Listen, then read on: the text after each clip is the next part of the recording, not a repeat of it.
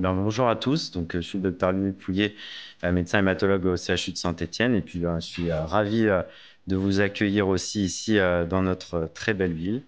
Et aujourd'hui, là, je vais vous parler de la prise en charge des ICANS. Alors, pour resituer un petit peu les choses, d'où on en vient à parler d'ICANS en hématologie. Le point de départ, déjà, ça va être les carticelles. Bon, je pense que la plupart sont déjà bien à même de ce que sont les carticelles. Mais un petit rappel, ça fait pas de mal non plus.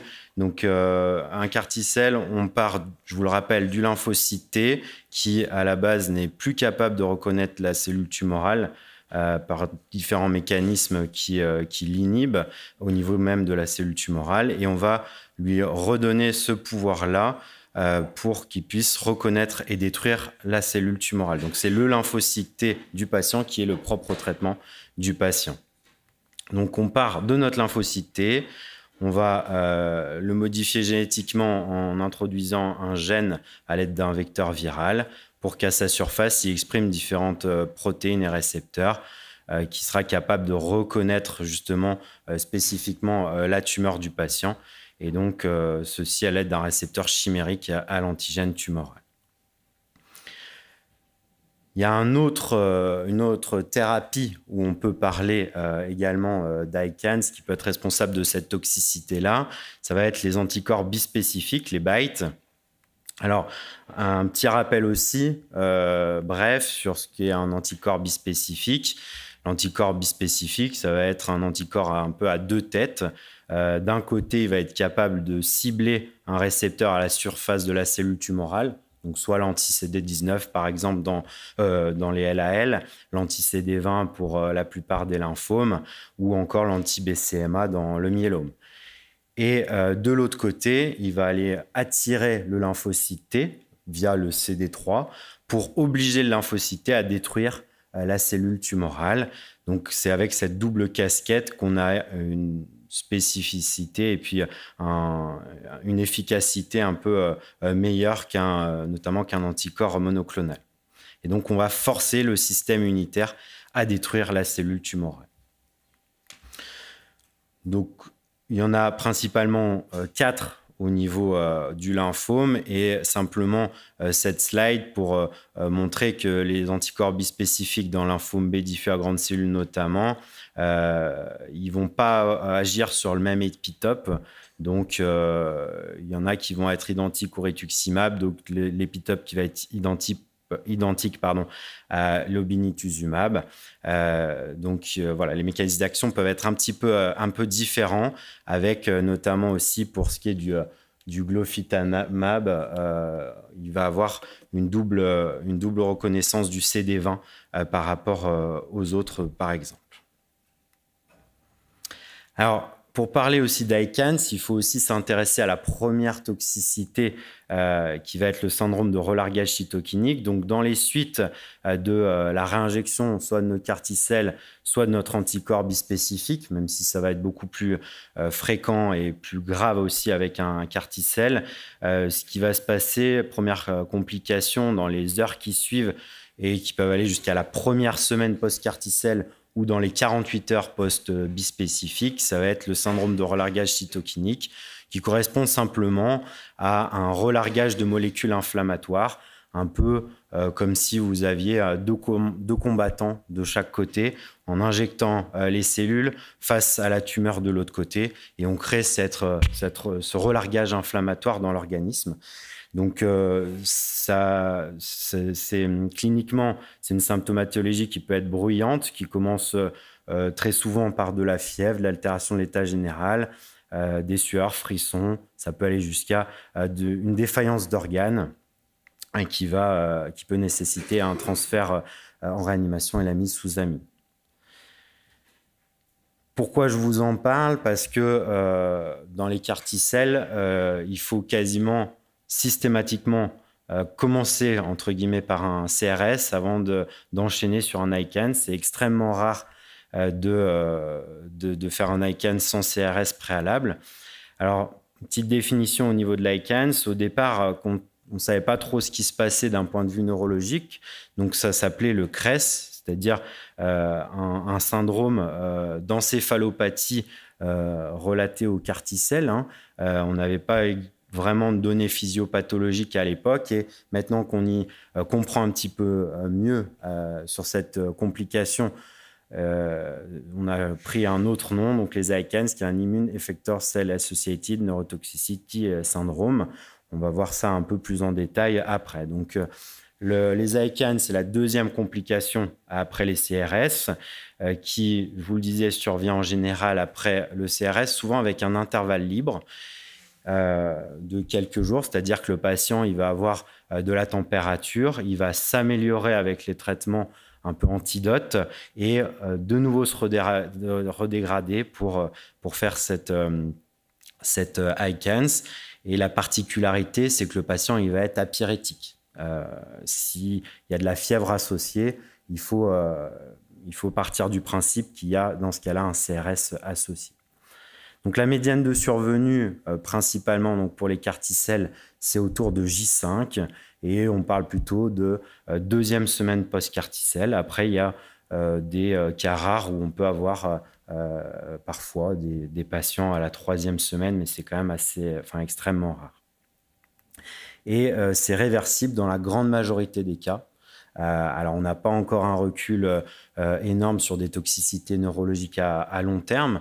Il y a quand même des études qui montrent qu'il n'y a normalement pas de séquelles à long terme d'un point de vue neurologique, même s'il y a eu des patients qui pouvaient avoir des troubles cognitifs un peu retardés, mais je pense que l'avenir nous en dira un petit peu plus. Alors, au niveau de la physiopathologie, c'est encore mal compris, même si on progresse de plus en plus. Ce qui est très fortement suspecté, c'est déjà une perte d'intégrité de la barrière hémato-encéphalique, avec également une dysfonction endothéliale. Pourquoi ?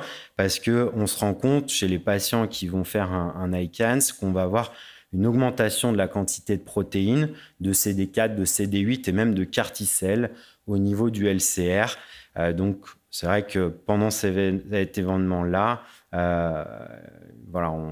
il y a vraiment cette perte d'intégrité de la barrière hémato-encéphalique qui est promoteur de cette complication. On voit également que le niveau de cytokine va être augmenté. Et pareil pour les carticelles, il y a une certaine corrélation entre la gravité de l'ICANS et cette augmentation du niveau de cytokine. Il y a aussi des éléments qui sont en faveur d'une activation des cellules endothéliales, avec notamment la dysfonction de l'axe engin TIE2. L'autre chose qui va un peu de pair, c'est également l'accumulation de ces cytokines pro-inflammatoires. La physiopathologie qui est retenue à l'heure actuelle, c'est vraiment cet orage cytokinique qui passe du coup la barrière hémato-encéphalique et qui atteint le système nerveux central et qui va du coup créer de l'inflammation et donc qui peut aller jusqu'à l'œdème cérébral en phase terminale. Et il y a aussi mais ça c'est encore pas très très clair, un effet on target of tumor, c'est-à-dire qu'il y a un peu plus de toxicité neurologique dans les carticelles post-DLBCL par rapport aux carticelles myélome, parce qu'il y a quand même le CD19 qui serait exprimé un peu sur certains péricytes, alors que le BCMA, lui, ne va pas être vraiment exprimé par les cellules neurologiques. Donc peut-être qu'il y a une partie aussi de toxicité directe du carticelle au niveau des cellules neurologiques. Alors cliniquement, comment ça se manifeste ? Déjà, la chose à retenir, c'est que c'est quand même extrêmement rare, quasiment même presque impossible d'avoir une atteinte périphérique. Et le mot-clé, on va dire, c'est que c'est très hétérogène. Ce qu'il faut un peu retenir, c'est que tout patient qui va être mutique, qui ne répond pas verbalement ou physiquement, ou dès qu'il y a des choses un petit peu discordantes par rapport au patient habituel, il faut tout de suite le suspecter, un peu comme vous à 5 heures du matin cette nuit, pour ceux qui étaient à la soirée. En termes de signes cliniques, on a donc de la confusion, des troubles de la vigilance, des céphalées. On peut avoir des troubles cognitifs avec de l'aphasie jusqu'à un certain mutisme et aussi une dysgraphie avec un syndrome aussi exécutif et une agraphie secondaire. Donc ça, c'est des signes assez typiques. On s'est rendu compte plutôt en pratico-pratique, ce n'était pas forcément décrit au départ, mais des tremblements. Chez des gens qui vont vraiment trembler de manière constante, plutôt un tremblement d'attitude. Et ça peut perdurer même après la sortie d'hospitalisation. Les crises épileptiques, finalement, il n'y en a pas tant que ça en pratique, même infracliniques. Les syndromes cérébelleux, les hallucinations visuelles ou auditives, des déficits moteurs, ça reste quand même, ou sensitifs, ça reste quand même assez rare.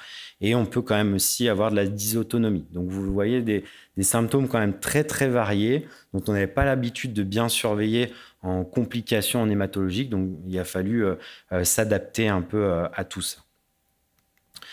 Alors, il y a quand même une séquence qui peut être un peu spécifique parce que c'est vrai que quand on commence d'avoir des symptômes qui font évoquer un ICANS, il faut réagir rapidement.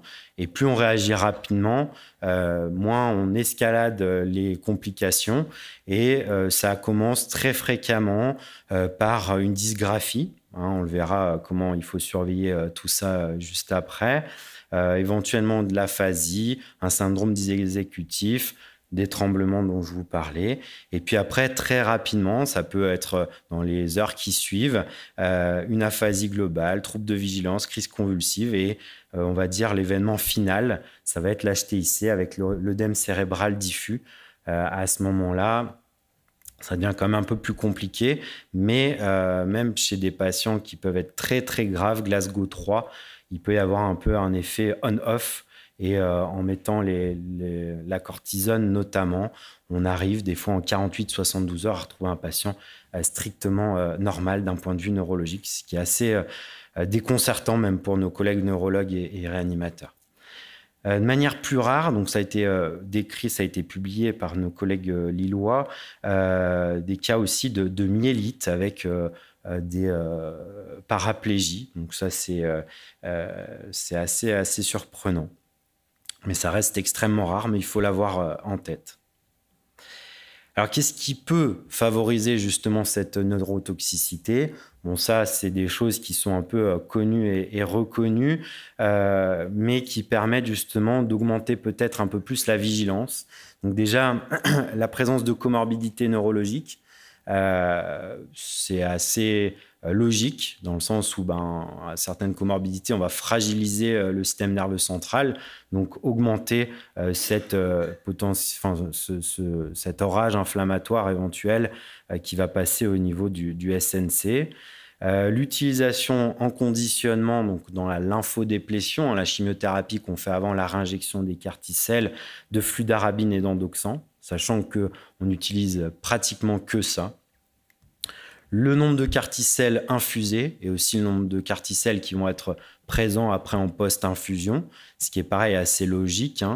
Pensez à l'histoire des combattants un peu des deux côtés. Plus on a de soldats, on va dire, carticelles, plus le risque que ça explose après dans l'organisme, ça va être important. Le design du carticelle, donc un peu, on va dire comment est monté ce carticelle et ses domaines un peu de co-stimulation, notamment le 4,1-BB. Voilà. Le fait d'avoir un CRS au préalable, ça c'est, je vous l'ai dit, presque systématique, même si on ne peut jamais dire que c'est toujours en médecine, mais c'est quasiment systématique. Et aussi la forte masse tumorale, notamment dans les LAL. Mais d'où l'intérêt de chimiothérapie, de bridging aussi, pour essayer de calmer un peu l'hémopathie au moment où on réinjecte les carticelles. Alors, comment les éviter ? On ne peut pas les éviter, on peut les prévenir et surtout les prendre en charge très rapidement. Alors déjà, pareil, le maître mot, ça va être vraiment la grande vigilance sur l'état neurologique des patients. Ça, c'est ultra, ultra important. Dans le bilan préthérapeutique, ben ça, chaque centre fait un peu selon ses habitudes et surtout selon, on va dire, les accords avec les neurologues, éventuellement réanimateurs, mais ça dépend un peu de la facilité d'accès, notamment en consultation de neurologie ou même à un électroencéphalogramme. Mais clairement, ça devient quand même assez recommandé de faire une IRM cérébrale. On a eu le cas avant de le faire, nous, en systématique, où on a découvert 2 micros AVC chez un patient en cours de carticelle quand il a fait une tox neuro. On ne peut pas savoir s'ils étaient déjà présents avant ou après. Donc, c'est vrai que nous, maintenant, on le fait vraiment en systématique, en pré-thérapeutique. L'EEG, donc l'EEG, on va le faire vraiment juste avant, soit le jour de la réinjection, soit la veille, pour avoir vraiment l'état, enfin l'électroencéphalogramme qui va être le plus précis sur le patient, on va dire, avant la réinjection, le jet de base, on va dire, et la consultation en neurologie. Alors nous, on le fait si le patient a un antécédent quel qu'il soit au niveau neurologique, éventuellement psychiatrique, ou alors s'il a des atteintes cérébrales, notamment dans le lymphome cérébral. Une fois en hospitalisation, comment ça va se passer? Donc, il faut faire un examen neurologique quotidien, même si on peut bicotidien par l'équipe médicale. Bien entendu, toujours les idées de formation de toute l'équipe paramédicale, que ce soit infirmière, aide-soignante, pour bien évaluer l'état de conscience, les mouvements anormaux et toutes les petites choses qui peuvent faire suspecter qu'il y a quelque chose qui tourne pas rond au niveau du patient.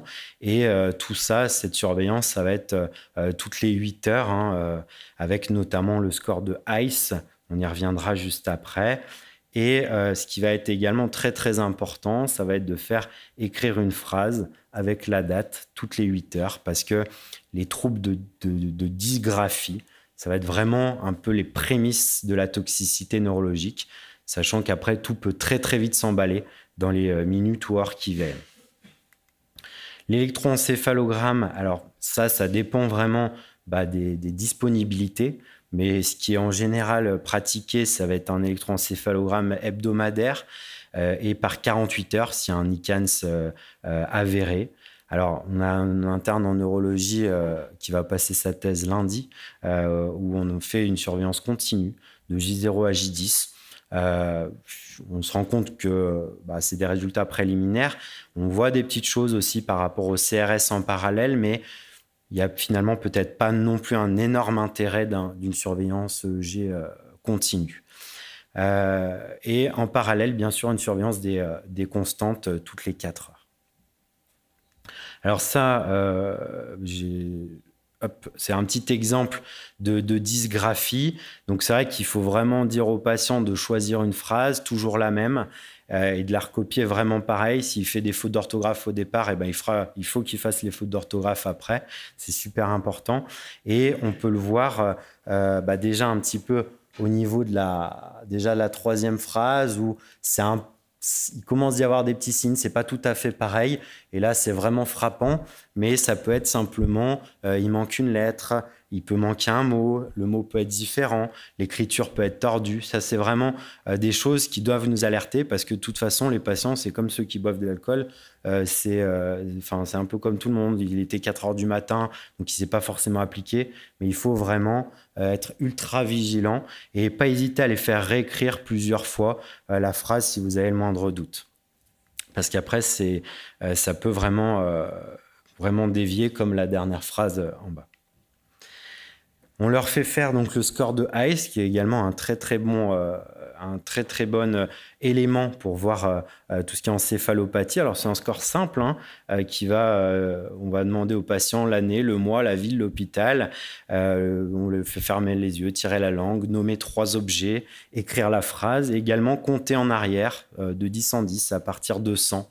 Donc ça, bien sûr, on s'adapte au niveau un peu socio-économique du patient. Des fois, ils ne peuvent pas compter. Des fois, il y en a qui ne savent pas écrire non plus. Donc, on leur fait faire des symboles ou des choses comme ça.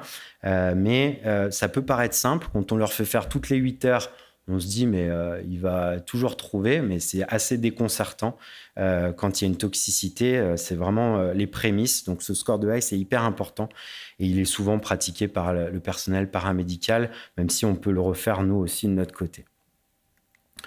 Comment on va le graduer, cet ICANS? Donc, la première ligne, bien sûr, ça va dépendre du score de ICE, entre le grade 1, 2, 3 ou 4. Donc, vous le savez, ça devient une toxicité sévère à partir d'un grade 3.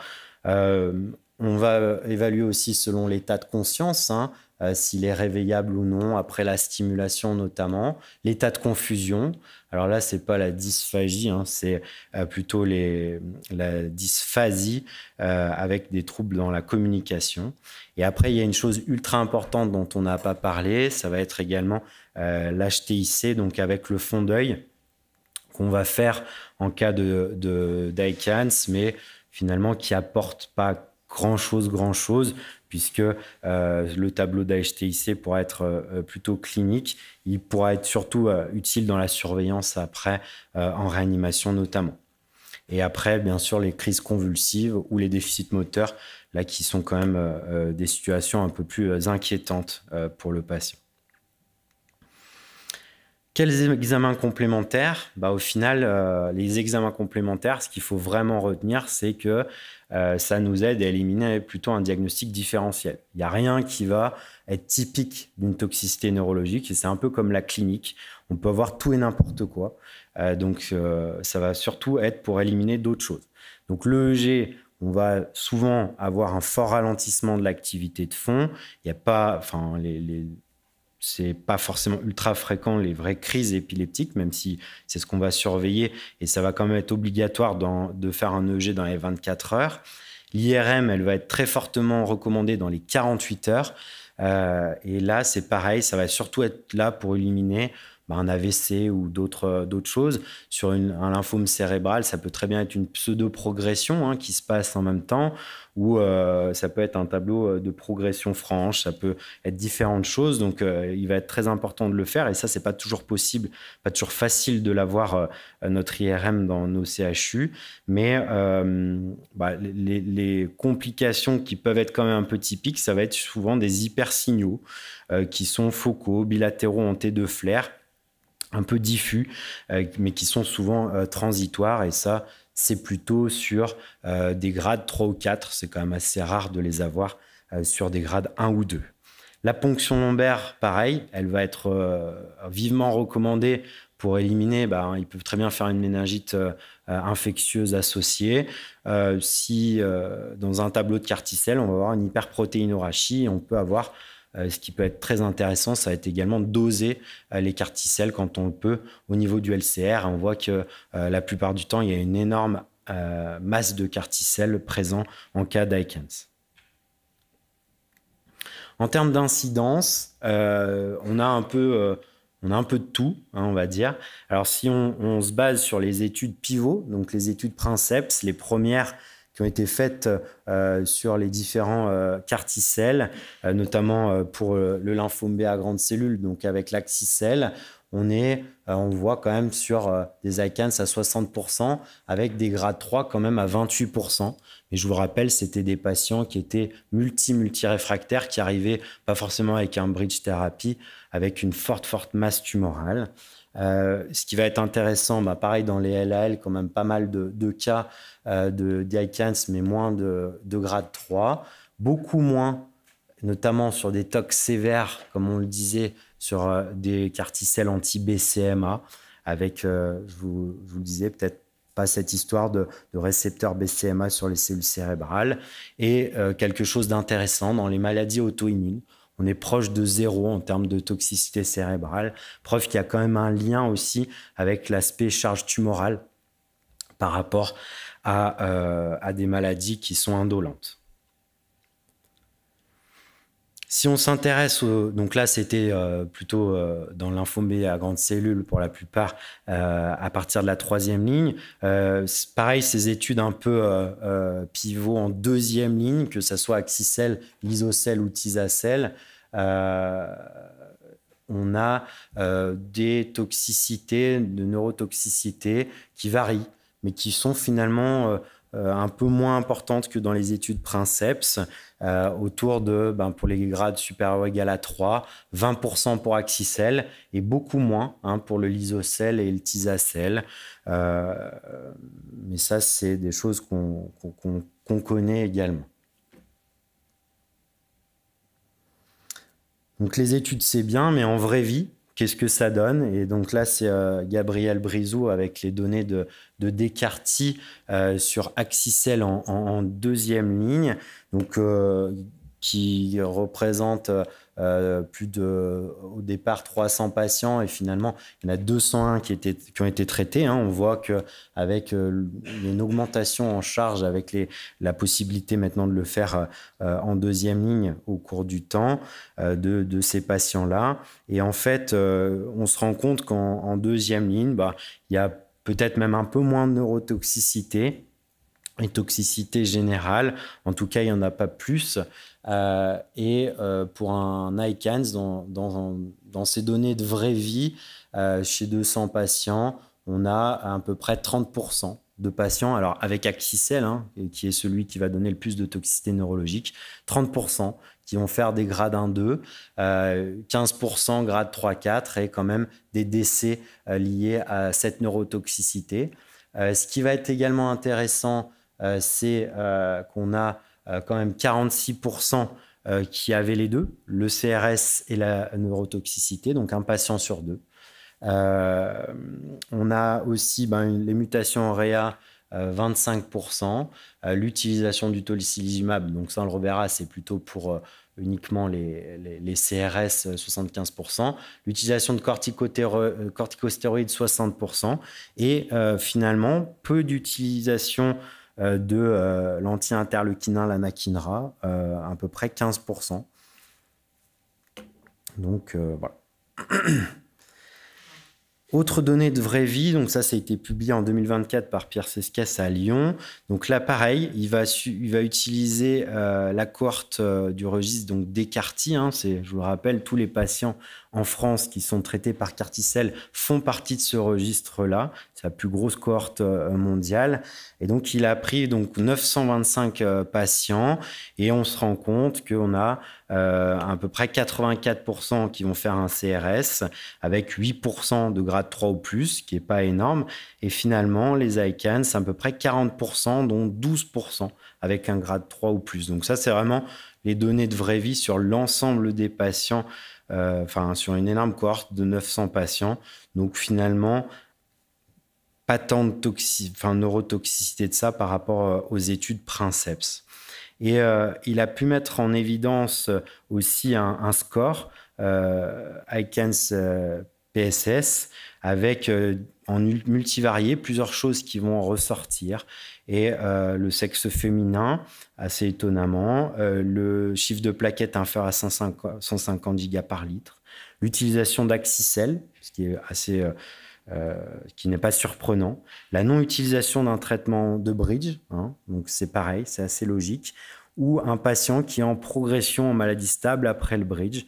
Donc ça, c'est des facteurs qui vont ressortir et on se rend compte que si on a un score supérieur ou égal, supérieur à 2, on a significativement plus de risques de développer un ICANS supérieur ou égal à 3. C'est des données un peu préliminaires pour avoir vraiment un vrai score. Il faudra le confirmer, mais ça peut être intéressant d'en tenir compte pour peut-être surveiller d'un peu plus près encore des patients qui auraient ce score supérieur à 2. Dans le lymphome du manteau, pareil, donc ça a été rapporté à l'ASH par Charles Herbeau à Montpellier, donc sur une cinquantaine de patients. Donc c'est en termes de neurotoxicité, il y en a quand même pas mal, mais sur des données Descartes, donc de vraie vie par rapport à l'essai ZUMA-2, on a plutôt 15% de neurotoxicité de grade 3 ou plus par rapport à 31% dans l'étude ZUMA-2.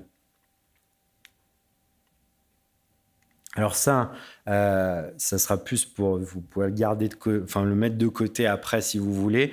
C'est un peu notre procédure un peu de prise en charge, on va dire locale. L'avantage qu'on a à Saint-Étienne, c'est que on a été très tardif à la mise en place des carticelles. Donc, on a pu se baser sur un peu ce que faisait tout le monde en termes de prise en charge et puis réadapter un petit peu notre procédure.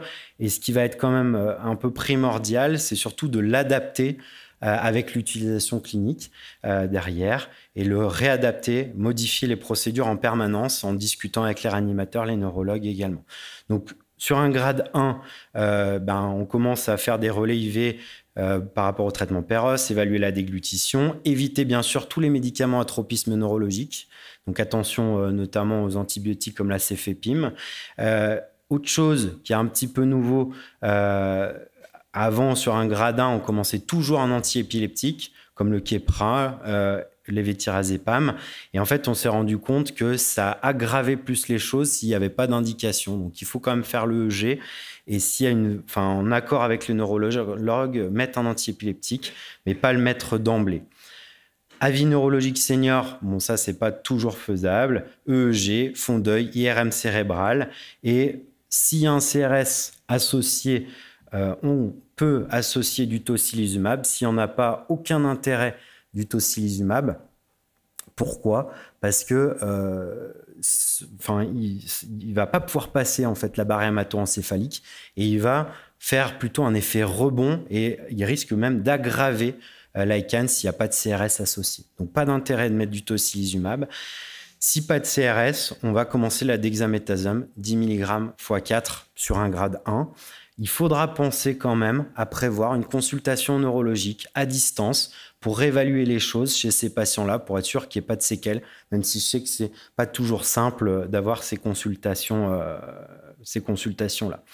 La chose un peu nouvelle, c'est qu'on a toujours eu très peur d'associer rapidement la cortisone, notamment la dexaméthasone, par peur comme c'est un immunosuppresseur, de détruire les carticelles, comme ça va détruire les lymphocytes T. Et en fait, on se rend compte, plus les études avancent, que finalement, il n'y a pas moins d'efficacité en débutant précocement la dexaméthasone. Donc, c'est pour ça que de plus en plus, on les utilise rapidement, que ce soit pour un CRS ou même pour un ICANS, si on se rend compte que l'escalade des grades, elle est de moins en moins fréquente en pratique. Nous, on a vraiment vu la différence. En 2023, il y a eu un seul patient qui n'a pas été en réa. En 2024, il y en a un seul qui est allé en réa. Donc, on voit un peu la différence. Sur un grade 2, là, on passe d'emblée à la dexaméthasone, bien entendu, et souvent 20 mg 4 fois par jour. Et donc, l'intérêt étant surtout de casser un peu cette toxicité. Et une fois qu'on a un peu cassé l'ICANS, au bout de 48 heures, on commence à sevrer quasiment toutes les 48 heures. Là, il n'y a pas vraiment d'abac, chacun fait comme il le veut. Mais l'idée étant de rapidement sevrer aussi la dexaméthasone. Et là, on va pouvoir associer l'anakinra, un anti-L1 qui se fait en sous-cutané à 100 2 fois par jour, qu'on peut éventuellement majorer à 200 2 fois par jour, si c'est inefficace à 24 heures. L'EEG va être quotidien ou toutes les 48 heures. Et à partir d'un grade 2, on se pose quand même, on transfère le patient en réanimation. Après, il y a tout un tas de théories sur les mesures du diamètre du nerf optique. En pratique, c'est quand même compliqué de le faire. Et voilà, ça ne va pas trop changer la donne non plus. Donc ça, on va dire que c'est plutôt entre parenthèses. Sur un grade 3 en réanimation, bien entendu qu'il y a la dexaméthasone. On fait l'anakinra aussi. On essaye de répéter les imageries cérébrales tous les 48-72 heures. L'intérêt, ça va être surtout d'aller voir s'il n'y a pas de l'œdème cérébral, qui s'installe, s'il ne s'aggrave pas l'ICANS. On peut faire du Diamox. Et après, sur un grade 4, on va faire le protocole Solumedrol, donc c'est-à-dire un bolus d'1 gramme de Solumedrol, ou alors 500 x 2, qu'on va faire pendant 48-72 heures. Et après, on va prier pour que ça fonctionne, parce qu'il n'y a pas bien grand-chose d'autre, et attendre que cet effet un peu on-off passe.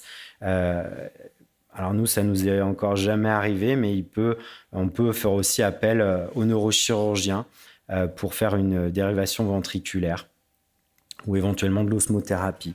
avec une craniectomie également. Mais voilà, ça reste quand même assez rare. Et puis là, c'est quand même même très mauvais en termes de pronostic.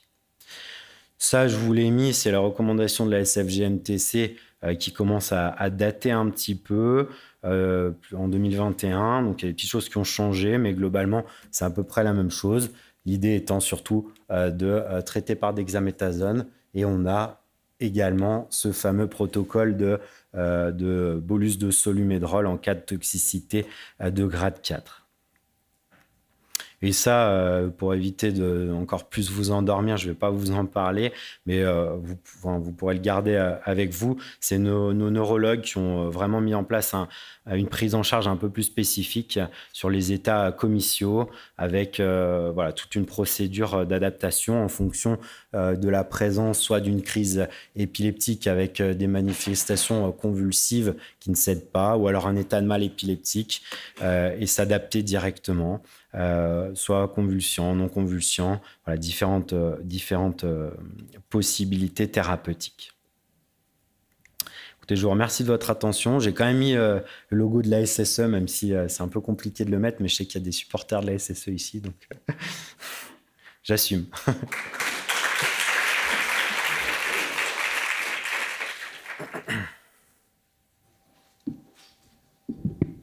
Merci beaucoup Ludovic pour ce topo extrêmement complet sur l'ICANS, du début de la physiopathie jusqu'au traitement. Est-ce qu'il y a des questions par rapport à l'ICANS? Moi j'avais une question par rapport à ça. On a de plus en plus de scores, comme tu viens de présenter celui de Pierre Sesquez, de plus en plus de scores qui arrivent, mais effectivement, comme tu disais, on n'a pas grand-chose à faire. Est-ce que tu sais s'il y a des avancées sur des traitements un peu préemptifs de l'ICANS qu'on pourrait mettre sur des personnes à risque, ou même est-ce qu'on choisit parfois les carticelles en fonction du risque d'ICANS? Est-ce qu'on va s'orienter plutôt vers l'ISO, etc., en fonction du risque? C'est une très bonne question. En plus, on en a discuté hier soir, mais preuve que moi aussi j'ai oublié, non pas avec toi, mais avec un autre de tes collègues. C'est vrai qu'il y a eu une étude qui a été présentée en poster au dernier ASH d'utilisation de l'anakinra un peu en préventif, avec une injection 6 heures avant, alors c'était Axicel, une étude de phase 1, 6 heures avant, et après de répéter l'anakinra 1 ou 2 fois par jour en fonction des bras.